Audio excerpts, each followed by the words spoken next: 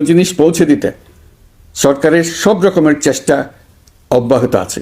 পাশাপাশি এই কোরবানির ঈদেও দেশবাসী যাতে নির্বিঘ্নে নিজেদের দেশের বাড়িতে যাতায়াত করতে পারেন সেজন্য সরকার সর্বোচ্চ ব্যবস্থা নিয়েছে।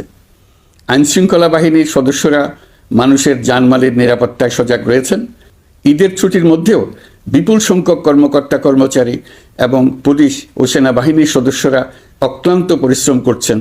আমি তাদের প্রতি আন্তরিক কৃতজ্ঞতা জানাচ্ছি। শুধু ঈদের সময় নয়, আগামী দিনে কখনোই বাস, রেল ও বিমান যাত্রায় কোনো ধরনের অনিয়ম যাতে না হয় সেজন্য সরকার একটি কেন্দ্রীয় অনলাইন টিকেটিং প্ল্যাটফর্ম করতে যাচ্ছে, যেখানে এই একই প্ল্যাটফর্ম থেকেই যাত্রীরা খুব সহজেই বাস, ট্রেন ও ফ্লাইটের টিকিট ক্রয় করতে পারবেন।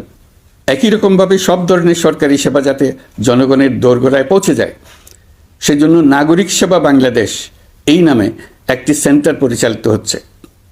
দেশের সর্বত্র শহরে, হাটে বাজারে তরুণ তরুণীদের মাধ্যমে বেসরকারি ব্যবস্থাপনায় সার্ভিস সেন্টার স্থাপনের কাজ শুরু করেছে। এটি ঢাকা শহরে কয়েকটি সেবা কেন্দ্রের মাধ্যমে শুরু হয়েছে।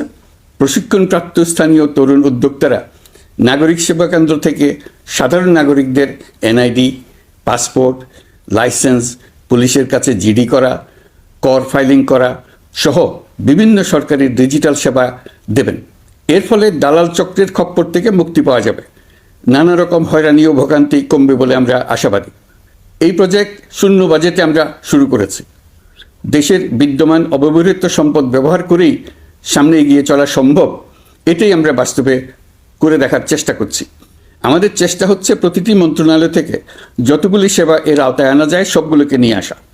আমরা চেষ্টা করছি যাতে শিশু জন্মগ্রহণ করা মাত্রই তার জন্ম সনদ পেয়ে যায়। ওটাই হবে তার নাগরিক স্বীকৃতি এবং রাষ্ট্র কর্তৃক তার দায়িত্ব গ্রহণের অঙ্গীকার।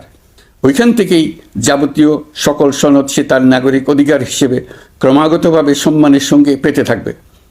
এক অফিস থেকে আরেক অফিসে তার দৌড়াতে হবে না, দালালের পেছনে মাসের পর মাস ঘুরতে হবে না।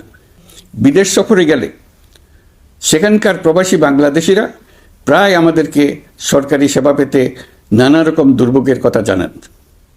প্রবাসীদের জন্য বিদেশে তাদের নিজ নিজ শহরে আমরা বেসরকারি উদ্যোগে পরিচালিত নাগরিক সেবা কেন্দ্র স্থাপনের উদ্যোগ নিচ্ছি।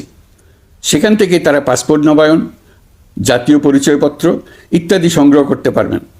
এগুলো কঠিন কাজ, এগুলোকে কঠিন করা হয়েছে, কিন্তু এখন সরকারের অভ্যন্তরে সাহসী ও উদ্যোগী সিনিয়র সচিব এবং ডিজিদের সহযোগিতায় অন্তর্বর্তী সরকারের মেয়াদকালে আমরা এটা সমাপ্ত করতে বদ্ধপরিকর। প্রিয় দেশবাসী,